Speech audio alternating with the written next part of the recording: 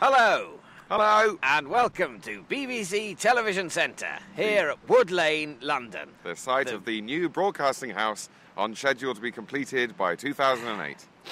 And this is the interview for the Mitchell and Webb Situation, a cheap little sketch show that we made for the now defunct cable channel Play UK a few years This ago. is the kiss of death that we gave to that channel. Yes, we brought them down. And I'm Robert Webb, and this is David Mitchell. Hello. We're going to be asked some questions now.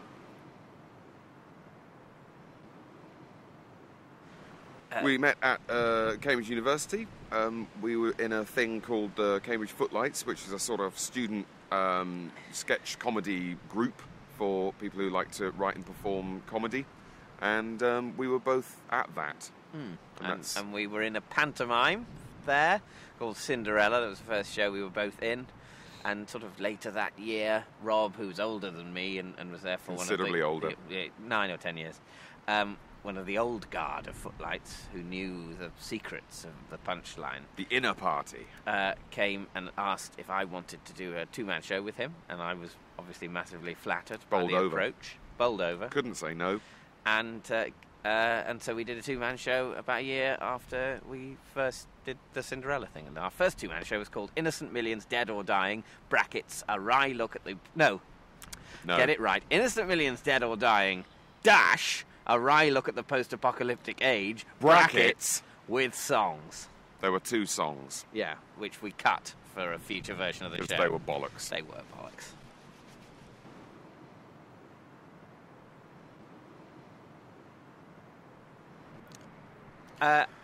Yes, I see no reason why it wouldn't be. I think once you've got a place that is sort of a stable, then the same kind of people horses will be born there. All those horses will, gravitate Comedy towards horses. it. I'm talking about gravitational horses now. Yeah. And all the horses kind of get together, and that's how we all sort of meet up in a sick way, and then we kind of run British comedy from then on. And that's all the story of the Spanish Riding School. Yeah.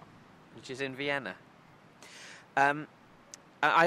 Basically, I think you do have to be bright to write comedy. You don't have to be bright to act or perform comedy, but I think writing comedy is a sort of brainy thing, and people at Cambridge have to be brainy to get in. Obviously, there are lots of brainy people elsewhere also doing good comedy, but they get kind of focused in Cambridge to the Footlights, and I think that's why it's got so many prominent comedians among its alumni.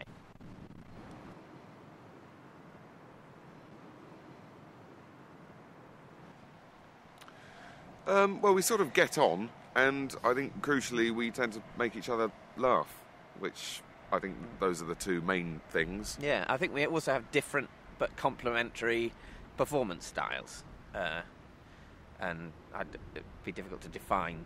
It's not for us to define. It's not for us to define. But people have said so. People have said we do, and they're right.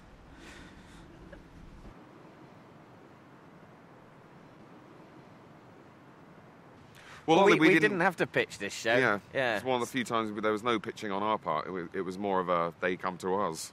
They pitched us the idea, would we like to do it? And we said, yes, please. But pitching is a pain, yeah. And writing proposal documents is a pain.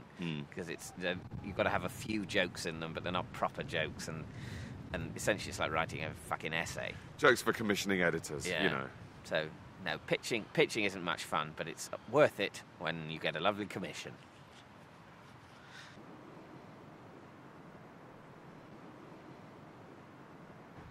No, not at all. We feel we've come home. Massive posters of ours everywhere.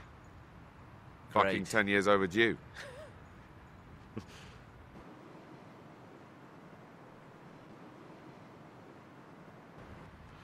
Well, it was made in 15 days, or shot in 15 days, and that was quite hairy, but a lot of fun because you have to do everything quite quickly, which is how we prefer to work. Are we nearly through here? It was a lot of fun. It did mean that we had to turn up knowing the lines, but that was all right since we wrote all of it. And you're supposed to do that anyway, to be honest. You meant to. Yeah. You meant to know there are them. people who don't. Some people don't. Tony Curtis Doesn't give a shit. Was a about nightmare to work with for poor old Roger Moore. That's why we didn't have him in our show. No, we wouldn't have him. But what made it work was the fact that David Kerr, the director, was very good and had done a lot of preparation and knew exactly how Storyboards he and wanted everything. to shoot it. Yeah, and the DOP Andy Hollis was a genius, and then there was the ruthless efficiency of producer Simon Lupton. Yeah. Ruthless. Yeah, and also we shot so much of it that, as we mentioned in the commentary, there's this place called the American University at Bushy, where there are about 8 or 9 good sketch locations all near each other. There's like a morgue, a chapel, a lab, a field, a bit of wall, a burnt-out room. So we could shoot most of it round there. All in one place, and that saves a lot of time, Yeah. because most of the time in filming is the packing stuff up and moving it and then setting it all up again. Whereas the actual words, Yeah, because we're Very quick. one-take wonders. yeah, well, we had to be.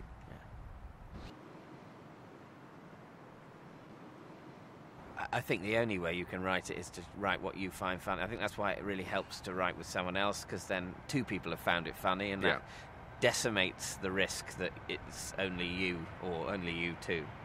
But yeah, you just write what amuses you. At a computer, we sit next to each other. I type. I sometimes pace. It's not a big room. Don't really pace very often. It's not a big room. You usually That's smoke. more sort of getting up and stretching my legs. Right, yeah. Yes. I fart. And then I leave the room.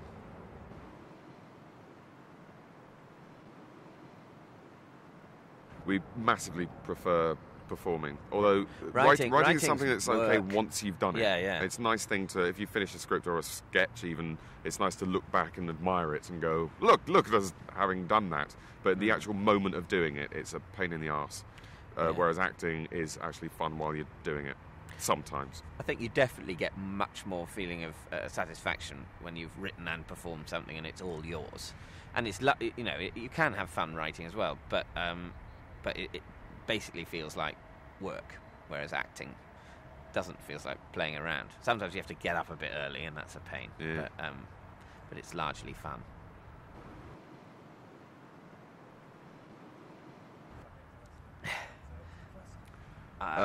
People I liked when I was growing up were people like John Cleese in Fawlty Towers and Victoria Wood and everyone in The Young Ones, apart from Mike.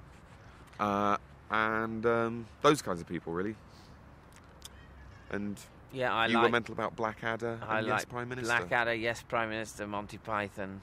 I think Spike Milligan is the sort of founder of modern comedy, although a lot of his stuff now looks a bit weird and isn't always that funny. But I think he was a genius. Yeah. Peter Cook, very good.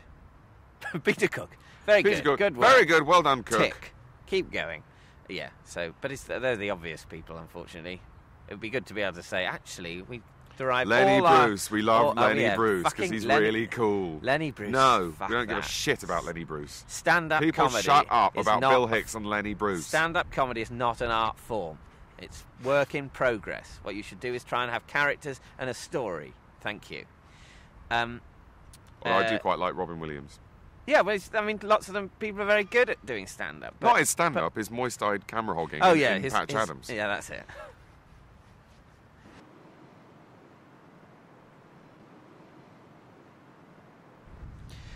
Well, we made this show about 4 years ago, and in the meantime, obviously, Peep Show has happened to us and the nation, or at least the nearly a million people. A tiny who like minority watching of the nation who watch it. Yeah. But what about Peep Nice Show? link. Yeah, thanks. I just didn't know we were how to asked. join. We were asked to link it in, and there we go. But I think Peep Show. I think the novelty aspect of Peep Show is over hyped, really. Well, for good reasons. Journalists like to say that things are new because they think that new and good mean the same thing, which they don't. Peep Show has a lot in common with a lot of British sitcoms that dating back for a long time in terms of it being about people who are unhappy and lonely and trapped, and also in terms of it being about 2 blokes sharing a flat. I mean, that's very like Men Behaving Badly and other things. So what's good about Peep Show, I think, really, is that it's really well written, not by us, so we're not being immodest uniquely in this case, written by Jesse Armstrong and Sam Bain. It's really well written. The characters work. They're dynamic clicks. That's a good phrase. So Dynamic clicks. They're dynamic clicks. Yeah. Oh, I've got a clicky dynamic. I'll get arthritis in my No, I think it dynamic works. as I an think older that's fine. person. We Anyway, know what you mean. But yeah, You soldier on. Yeah, thank you. So, I don't think it's novelty, the way it's shot, I don't think is fundamentally what's good about it, but it was a sort of hook to get it commissioned and then to, make people give a shit about the fact that it was on. But I mean, the POV stuff and the interior monologues, it does give you an excuse to shovel in a load more jokes. Yeah.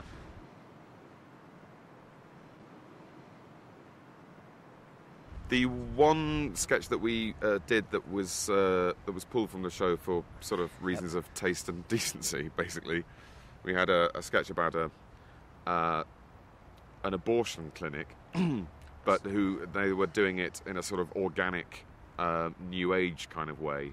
Their whole shtick was that the modern approach to abortion, it was a bit, too clinical and Western, and we're no longer in touch with the old ways. And so it's basically a bloke expensively suggesting that women should drink a bottle of gin and chuck themselves down the stairs like they did in the old days. And its heart was in the right place. It's a solid premise. What we were saying is all that holistic homeopathy bollocks is bollocks. Imagine if you had to use that for something that really mattered.